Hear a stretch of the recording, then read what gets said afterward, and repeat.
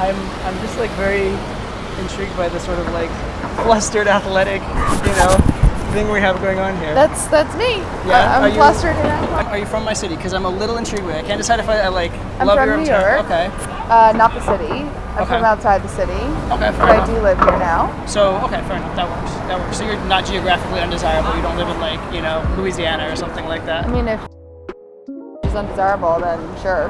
I mean, you're reasonable. Like, Yeah. if we were to get together for a drink, I wouldn't have to get on a plane to do it, is what I'm saying. Correct. Okay, fair enough. How do I get in touch with you sometime when you're not busy biking away? And perhaps we'll grab a drink. You can get my number, which Okay. is 914. Okay. Do you have a pen? I have a memory, but I'll try with the Okay. phone as well. Real fast. Okay. 914.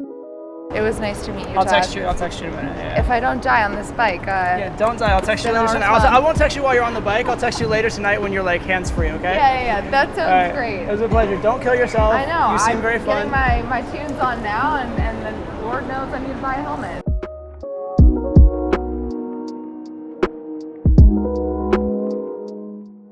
In the next few minutes, I'm going to give you 3 of the most basic, but at the same time most powerful flirting techniques that I have ever discovered.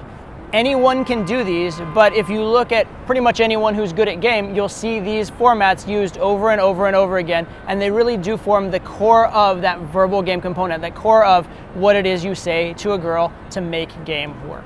For the first flirting technique I want to teach you, all you have to do is observe.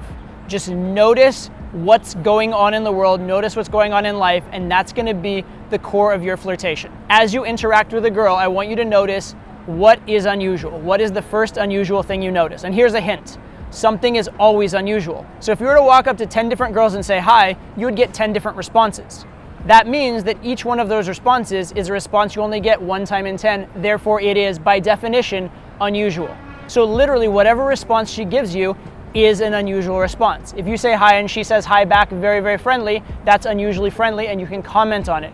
If you say hi and she reaches out her hand without you having done so first, maybe that's extra business-like and you can comment on it. If you say hi and she looks at you confused, that's unusual and you can comment on how confused she is. Are you getting this? Anything they do is a thing you can comment on it. So that's step 1. Notice the unusual thing. And again, anything can be the unusual thing. Second step is create a reason for it. So if she is super friendly, maybe she just won the lottery, or maybe she just moved to the city. Who knows, right? There's some reason why she's happy. You just say, wow, you are like so happy today. Did you just get a new puppy? Wow, you are so happy today. It's like first day in the city and everything seems new to you?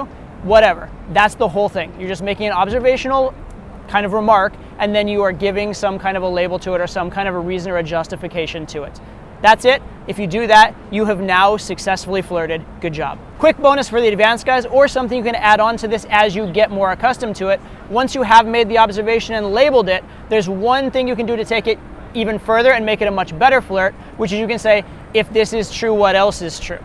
Right? So for example, if you use she's happy because it's her first day in the city, well, what else might she be doing in her first day in the city? Maybe she has an itinerary of seeing every tourist attraction and she's like going to be exhausted by the end of the day. Who knows, right? But if this is true, what else is true? And the more you can exaggerate, the better. The beautiful thing about these formats, though, is even if you don't have anything brilliant and even if you don't exaggerate, the format itself already makes it good. The next flirting technique I want to teach you actually comes from stand-up comedy, and it's called the rule of 3. The idea here is that what you do is you set up a pattern and then you break that pattern, and that pattern break creates surprise, humor, emotional rise, etc. And so you need a couple examples of something to establish a pattern. If you just say one thing and say another thing, there's no surprise because there's no pattern formed. So therefore the key number is 3. You set up a couple things along the way to the pattern and then you break it. So for example, you might say like, what do you like to do for fun in the city? Do you like to, read, go for runs, have your way with cute guys, etc. So that third one is something that isn't a typical, activity someone might say, and it also happens to be man to woman, happens to be flirty, etc. But that departure is a little bit of a surprise, it's a little bit of a humor. It's a way to make it man to woman in a lighthearted way and actually with a little bit of a pattern break, a little bit of a surprise, okay? So that's the idea, rule of 3, 2 totally typical things, and then 1 completely off the wall thing. Next technique I want you to learn is probably the most foundational flirting skill in all of game, which is the push-pull. And very simply what a push-pull is, you say something positive and follow it with a negative, or you say something negative and follow it with a positive. Oh my God, you're so cute. Stop it, I hate you now. That would be, again, a positive followed by a negative. Or if you wanted to reverse, you'd be like, oh my God, I hate you. Please stop being so cute. It's really annoying. Right? Again, negative followed by a positive in that case. But again, push, pull. Right? Or, you know what I love about you? Absolutely nothing. Well, there is this one thing, but no, never mind. Right? So that's a push, pull, push, pull. That's the idea. You're giving this emotional roller coaster of ups and downs so that the girl doesn't quite know where she stands, or at any moment you can give her that little emotional jolt of positive or negative. Now this one's particularly useful because as you're going through your normal conversation, you'll notice that sometimes a girl will start getting kind of a little too comfortable and high and mighty, in which case you can give her that little negative spike and bring her back down to earth. Or maybe she seems like she's getting a little shy or intimidated, like you've been very high value, you can give her a genuine compliment. So the push-pull doesn't necessarily always have to be one right after the other. You can also do push-pulls kind of a little more spread out, where you do an occasional positive spike and occasional negative spike as well. But this idea of intermittent positives and negatives, or a positive juxtaposed with a negative, is absolutely the most useful thing I know for keeping the interaction going at the right value levels and keeping it interesting while you do the potentially boring exchange of facts and get to know you part of game.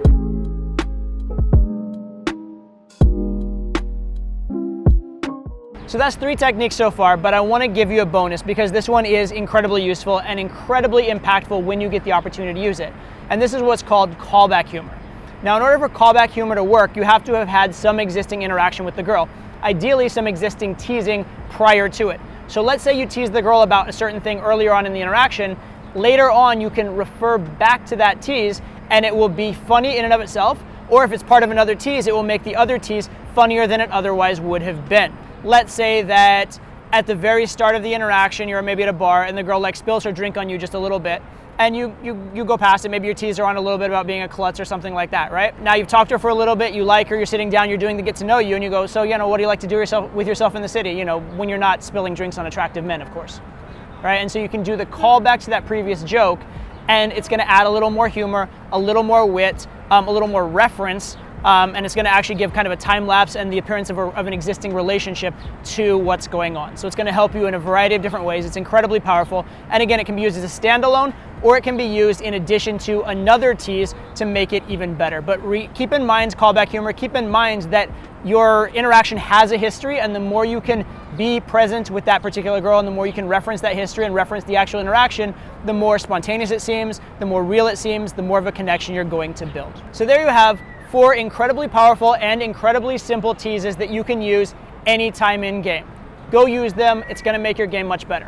One word of warning though. Remember that in game, teasing and flirting is absolutely critically important, but it's not the end, it's just a means to the end. The point of teasing and flirting is to establish the frame, is to establish yourself as a high value, desirable guy. So if you're teasing and flirting along with that, it makes it even better because it makes it more compelling, it keeps her attention, it makes it fun for her. However, if your teasing and flirting hurts your frame, it makes you seem like a low value guy, it's actually a net negative even if it gets a reaction at the time up. So if your teasing makes you look low value, it may get a reaction, it may get a laugh, but it's not helping you. If your teasing makes you look like a clown and you look like you're trying too hard or being too entertaining, it may get a laugh, it may get a reaction, but it's not helping you. Teasing is very, very good as a means to an end, but remember, the end is always the same, which is you being that high value, congruent guy that she would want to date. So keep that in mind at all times as you're using these techniques as well.